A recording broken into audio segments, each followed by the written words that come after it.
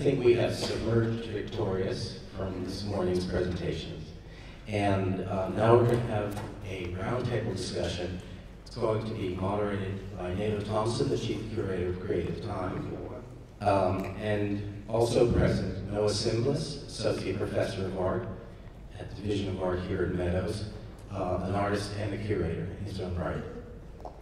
We really started the day off with a bang because those are all what I call pretty sick presentations. And all dealing with very different political issues. Nonetheless, I'm sure for a lot of you, when you think of a MFA studio program, that isn't exactly the first thing that comes to mind. It is working like this. These are, I think, what we might call best practices, or the kind of, in terms of socially engaged art, this is the kind of work that we think is emblematic of a kind of new way of approaching not only aesthetics and culture, but also policy. And of course, the entirety of today is to kind of think through ways in, ultimately to kind of embody a certain ethos, which is a kind of bottom-up rethinking of the city, the world we live in. And I wanted to start, because this panel is about art, to start with the art thing, because I think for some of you in the audience, it's not obvious that this is art. And for some artists, they get tired of answering why this is art. But nonetheless, the questions that come up the most seem to be relevant because everybody's at a different point of their relationship with aesthetics and politics. So what I wanted to just ask our esteemed panelists here was twofold. One is, I was struck by the kind of phrase that Rick mentioned about listening, and the question between listening, because each one of you embodied a kind of listening in the way you work. And the other is art. How does this kind of, I think the way you approach these are artful, but I'd like you in your own words, just real quickly, and we don't want to get to questions from the audience too, and Noah's going to make some points. But I just want you to kind of talk about how art informs what you do in your work. I think, are there any adjustments that need to be made? Okay. All right. For me, I always, because I do function in the art context, I always try to, pay attention to that. And I generally kind of use the word aesthetics as just a general word that encompasses, the poetic, the creative, and all kinds of things. It's kind of a catch-all phrase that, for me, just kind of opens it up. And a big part of the aesthetics for me is, as Mel calls it, the poetry of kind of listening. And how do you orchestrate that? And for me, because I'm so invested in trying to find the creativity among other people that are potential collaborators or partners, I try to do the listening through other people, and try to, look for ways to allow the information that come out of the depths of investigation through other people, and as opposed to my own investigation. And so to me that becomes a cornerstone of the aesthetic process for me, is the listening process, the process of when you were talking about the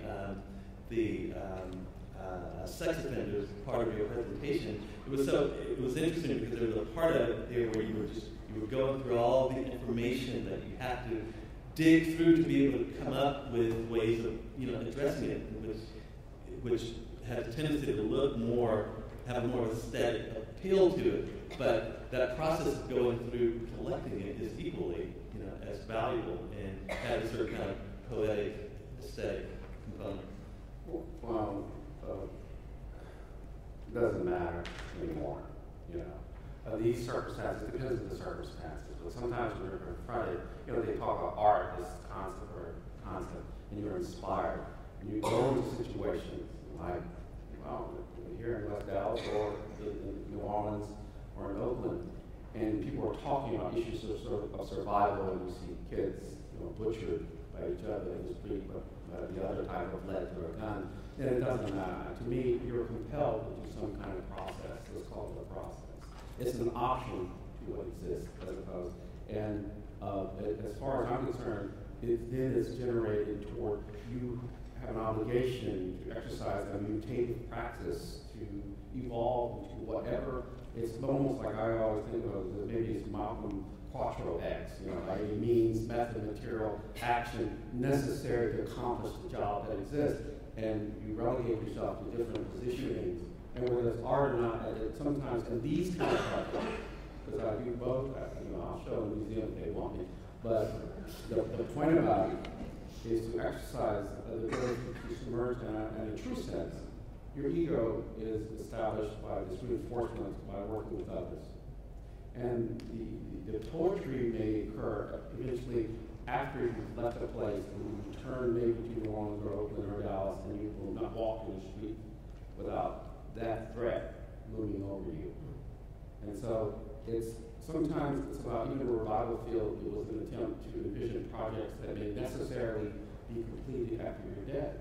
Because there was no relationship in this term of art under its quotational manner as you're describing.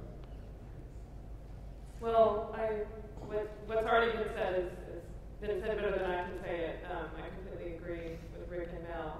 I think just one note. I mean, there's a strong perception in some MFA programs as art as your personal vision, what's in your soul, what's your voice.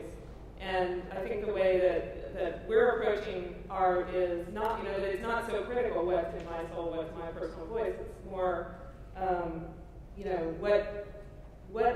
how can I work with other people and listen and think about the world in ways to collaborate and create new imaginaries for all of us. And, I mentioned this in my speech, but I'm really serious about this idea that we're in the world but not of it. The artists, have an opportunity to be, to be not invested in the politics, not invested in the stuff, but actually be able to step aside and talk about things that other people aren't talking about, thinking about, asking questions. So I feel like it's a really critical role that artists can have. And by the way, that phrase is a Mennonite phrase, in the world, not of it. And I've been incredibly inspired by Mennonites in these projects because it's actually been the faith community, people who believe in redemption, who have a redemptive worldview as opposed to a punitive, linear worldview, that have been doing some of the most incredible and creative work around the issues I work on. One thing that I noticed in hearing your presentations is this idea of mediation was really important, that there are various systems of isolation, and then the artist acts as a mediator between those systems of isolation. Like Duchamp said that artists act as mediumistic beings, and that could be in many different ways. And also that there are structures within political society that are lobbying and campaigning that use a kind of aesthetics, but take that aesthetics for granted of what that is. And it seems like all of you in some ways are also kind of unpacking or revealing the kind of hidden aesthetic structures that exist within certain political systems. That they're not a politics that exists outside of art, that there's a kind of aesthetic structure that is being put at play and also sort of complicating and deepening it in some ways. I mean, one example that I have from my own experience is a couple of days ago, I was in Ramallah in the West Bank, and there's a project called Picasso to Palestine that this art school in Ramallah is working on. The head of the school is Khalid Kurani, and it's this amazingly simple thing, like bring a Picasso painting from this museum in Amsterdam to Ramallah. It seems simple, it seems like straight art, but the amount of politics that had to be used are incredibly complicated. It's taken years of negotiations to look at how do you transport it, how do you ensure it, who can go to the airport to pick it up, because Palestinians or even Palestinian Israelis can't cross into the borders within the airport. So anyway, there are very simple things that can happen that I think all of you very clearly have been trying to look at in a simple way. Yeah, it's a really good point. And it's interesting to me too that each of you kind of share this relationship of the intimate to the policy. And that a lot of the art comes out of the intimate or the personal, and making that all you give voice to the personal in this kind of abstraction of policy. And it seems like some of the most kind of punchy or hard-hitting moments come from that. Did it always, I just want to know, did that emerge through your process over time, or has it always kind of been something you've known works almost as a political technique? Because certainly even advertisers for political campaigns do that too, in those kind of, often a very creepy kind of way. But, you know. Well, you know, I'd say one of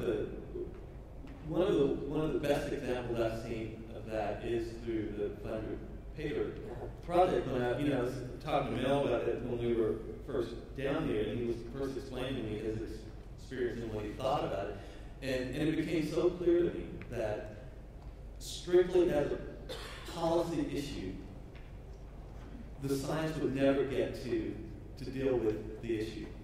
I mean, because nobody would listen to it. Nobody would, I mean, I went to some of those meetings to talk to some of the scientists, and they were all, you know, absolutely certain about, you know, the things that need to happen. But no one would listen to them.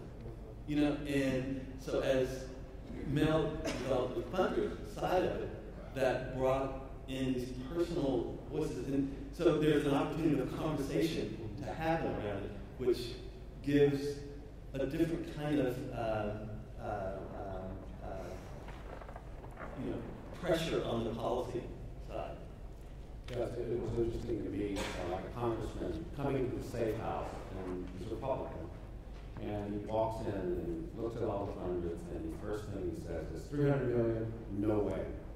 That's the first thing. And then we're talking. And, but I think you have to do your research, because the aesthetics of politics is pretty damn ugly.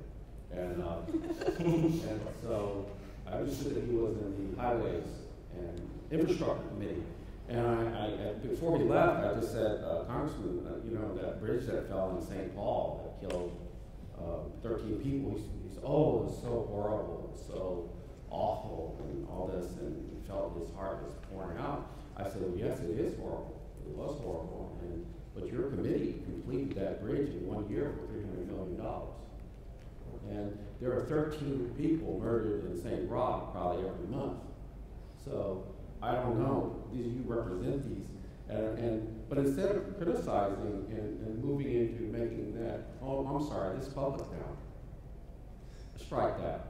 No, he's not. The point of it was to use something where he had an entry of empathy. And so it's understanding that there may be a different way of viewing it, like it's the infrastructure toward human health, as opposed to this thing you have to spend money on. And because the EPA was looking for a solution and they are now exercising it, it may become EPA policy. But the key to all this is it's not mine anymore. Like the ownership of this project, for it to truly exist, should be owned by not only the people that are drawing funders, but by policymakers and the agencies that will have to do the job. Yeah. So it's like evolving out of the project is probably more important than really getting into it. We spent tons and tons of time at the State House trying to pass this legislation and, you know, having these meetings and doing all this other stuff. And one thing I want to point out is, you know, as was already mentioned, is, you know, it's a grand performance, you know, to lobby and to pass legislation. I mean, everything they're doing is a grand performance that's unrecognized by them as a grand performance. And so there's a way of you know, doing this work where there's an immense, almost, you know, absurdist pleasure in you know, working on this stuff and being there, but knowing that, you know, you're an artist.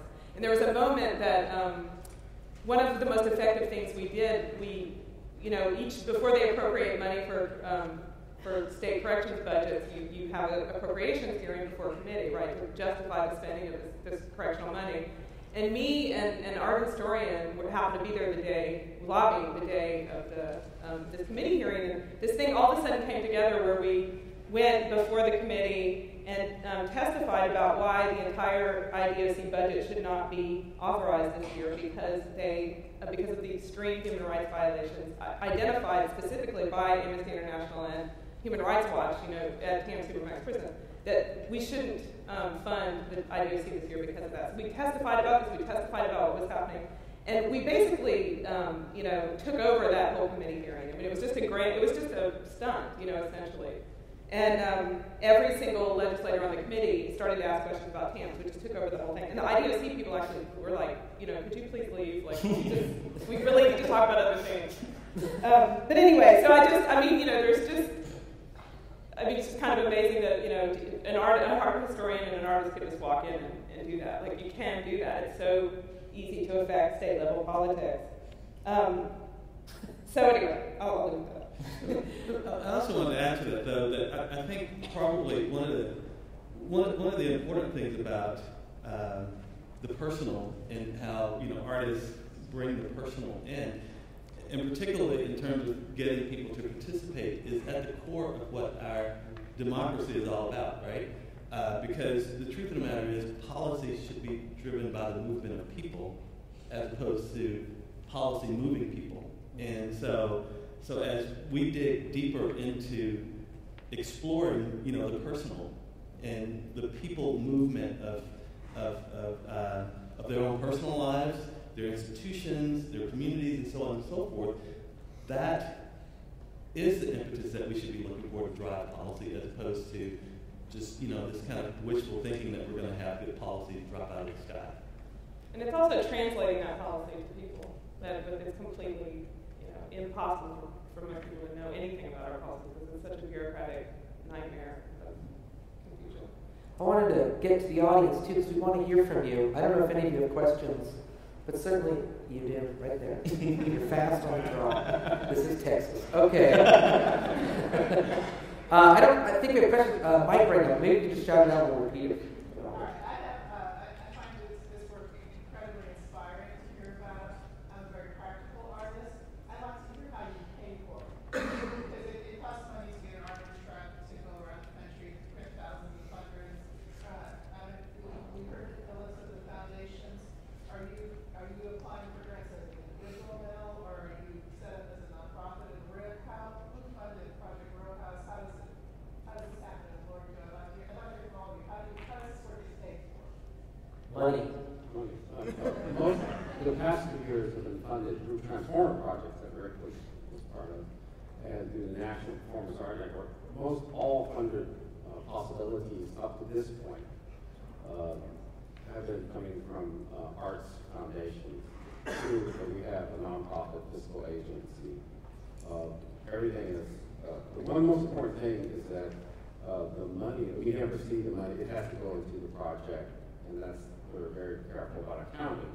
More important is the accounting of the drawings that we keep watch over every single one. But yes, it does take something. Also, Visa and MasterCard and Discover have been really generous in terms of, so far. Really? Yeah, no, the percentages are rising. But that's all. I just make that statement, I'm warning you. No, that is, it's self-sponsored as well. It's the best you can. And you don't think of it as something that shouldn't be supported. Well, you know, when the first response I heard from these two panelists in Nato, when you asked the question was money, and strangely enough, you know, I don't start from the basis of money. I mean, I certainly, if I thought of the idea of Project Row Houses around the idea that I would need money to do it, that I would have to have money to do it, it would have never happened, right? Because, you know, it's like the whole notion of funding and the $300 million thing to do it is going to take money, but you don't have the money. But you're making the money. Your process of your investment of other resources or what's going to make the money happen, right? So for me, I always, like I said, I always look for the opportunities, you know, of what's there. And in the instance of Project Row Houses, what the opportunity was that you know, there were a group of artists that I was hanging out with that had some influence in the local community, so we could generate a certain kind of volunteer activity around the work that we were doing. So we could get it going. Now, of course, money is important to sustain a project and to move it forward, whatever. But I think sometimes we shut the possibilities of things down by putting that at the, as the front end requirement, and not looking for the other resources, the possibilities that you may be able to utilize before you get to that point where you can access money. Well, we just forged ahead and paid on credit cards and later got some small grants.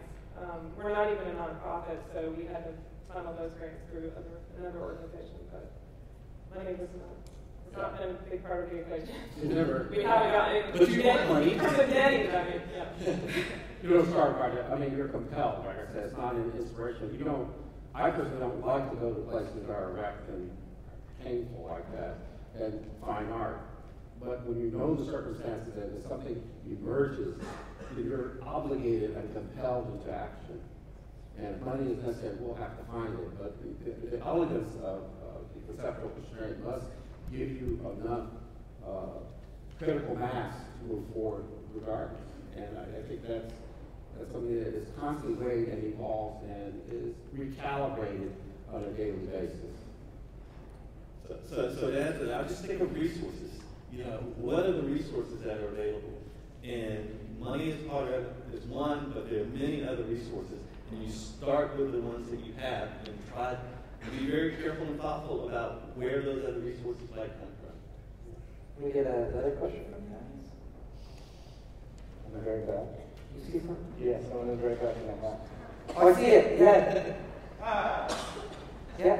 So, education, just to your point about resources, it's been often said that education is the civil rights issue of this time. I've been doing student focus groups, identifying what they believe is the main contributor to students dropping out from the dropout rate that we have now. 90% of what I find is motivation and a lack of opportunities. Not budgets, not teacher tenure, but opportunities and a lack of motivation. So my question is twofold. One, what is the responsibility that you believe the arts has in motivating students? And my second one is what restrains organizations from increasing opportunities to organize and educate students in their space? Because if we're talking about resources, you can either give money, or it's really knowledge or a resource. And a resource is money, or for these organizations, space.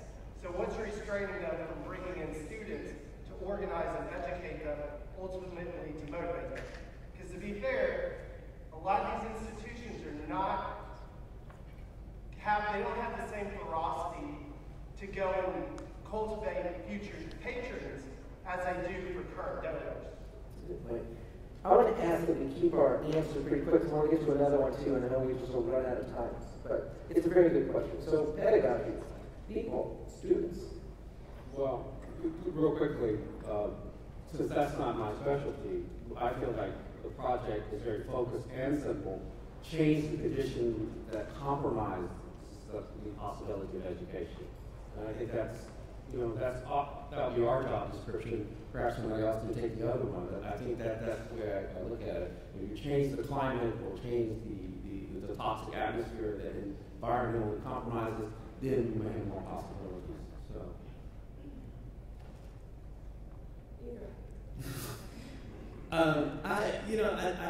I think the whole issue around education to me and motivation that you're talking about is one that to me naturally linked the arts to education, because that's what the arts is all about. It's about expressiveness, right? And getting youth in a position in which we're putting them in an opportunity, giving them a space of time or whatever to be able to be expressive is one, to me, that is impacts motivation. But I think the problem is kind of how we're educating. There's such a sense of control around education, from beginning to end, right? Students, young children at an early age being taught educated to take the test, right?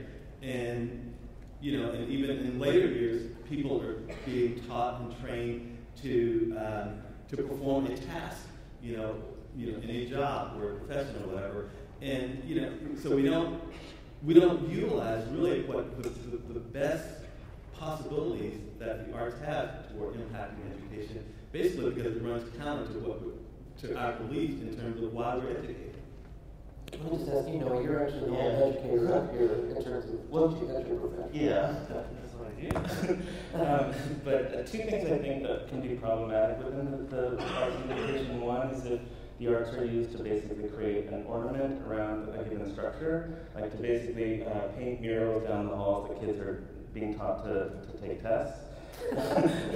The second problematic model is where arts are used as leisure, where they essentially take a break between being taught to take tests. So I think the way the model, all three of you describe models where the arts are used to look very deeply into given societal structures. And if the arts were to be taken into an educational system, how could the arts be used to actually look at that educational system, to be a picture of itself? You back there, I see you. Hi. Yep. I'd like to bring that question back. Oh, Lord, this is Vicky Me. Shut up. I'd like to sort of piggyback on what he said, but more importantly, to talk about it from the standpoint of the academy. And why is it that the academy is still basically in that lock mode of teaching your traditional Western European kind of way of learning about how art and community interact?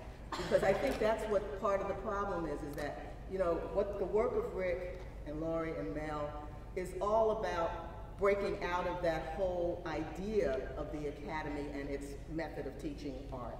And you can't really utilize some of the things that he's talking about in terms of kids. The arts in America are kind of a joke.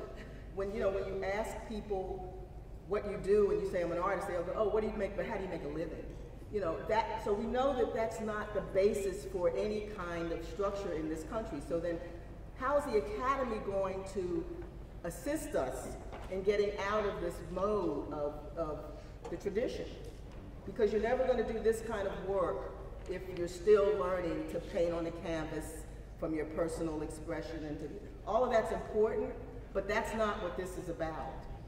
And certainly, just to build on that for your question, because it's such a good point, and certainly in some ways, let's just think of an MFA program where this is taught. This can be taught in public policy, this can be taught in architecture, this can be taught in so many different disciplines, right? In some ways, it's the back door towards achieving what's being discussed in a sense. How do you, just to kind of think, how would you see your kind of work in this process being brought into academic institutions or some way of kind of contesting that narrative? Well, sometimes the attack must be on your own delusions first. I think that the process of art changes and evolves with every structure, even your studio work. And sometimes the market and all these things that so-called proprietary art world are delusional structures that we depend on too feverishly. And so therefore the academic institutions should come back with some kind of extraordinary criticality, begin to question those rules of engagement. Sometimes it's not the art, but actually creating, the position where you can reanimate desire to even understand what it's about. It is combative, so self-critical relationships are extremely important as you evolve with each project. Generally speaking, I have no answers for anything relating how to help the academy. I'm completely blank on any of those things. But I will say that I have taught a course and will be doing it again where, it was an interdisciplinary course between arts, criminal justice, communication studies, social work. And so by pulling different departments together, you actually kind of, get these different perspectives and get you away from the perspective that you're talking about at the academy, of artists just feeling like, it's their vision and they work in isolation. The other thing I was just going to mention is my best friend is a high school art teacher in Rome, Georgia, and over the years, her classes have now gone from being an hour-long classes to, she now teaches 1,000 kids a week for 15 minutes. So, I mean, I actually think that the complete decimation of arts funding in high schools is a huge issue. But with respect, you know, what Hardy even said, the schools are such a problem, it's hard to even put your finger on that. But I think one thing that's important is to realize that I think there is also a normative art world that that a lot of this work, I think, that isn't necessarily at the center of. Would that be fair to say? You know, so it's not as if like there's the academy, which is like the sort of the ivory tower in which this work is on the margins of. There's a way where there are certain models within the academy that are certainly in cahoots and working in parallel to a normative art world. Well, you know, sometimes I practice what really changes the world has been established. Now we know there's covert economic, banking, military, and political exercises that are separate from our knowledge. And I've always been a strong advocate of being a covert operative within your own community to exercise, but using the model. You know, there was a point where I was looking at models of snipers and viruses, the HIV virus, because it does change our world such horribly, you know, in a horrible way. But their methodologies are super efficient. So therefore, readapted for our creative purpose, you know. Basically, one of those projects we inserted on commercial primetime television for 2 years on Melrose Place, political messaging, feminist messaging as the props and within the dialogue that's embedded. But that's a viral intrigue. Just to be clear, that's a project that Mel engaged in with other artists in Los Yeah, Angeles. it's the gala committee. But you know, but to rethink. I mean, so you be cool and be in your museum clothes and be, you know, go to the opening and do your work. But on the side, go deep cover. Well, on that note, I hope we all can go deep cover. We're going to break for lunch. Thanks for the panel.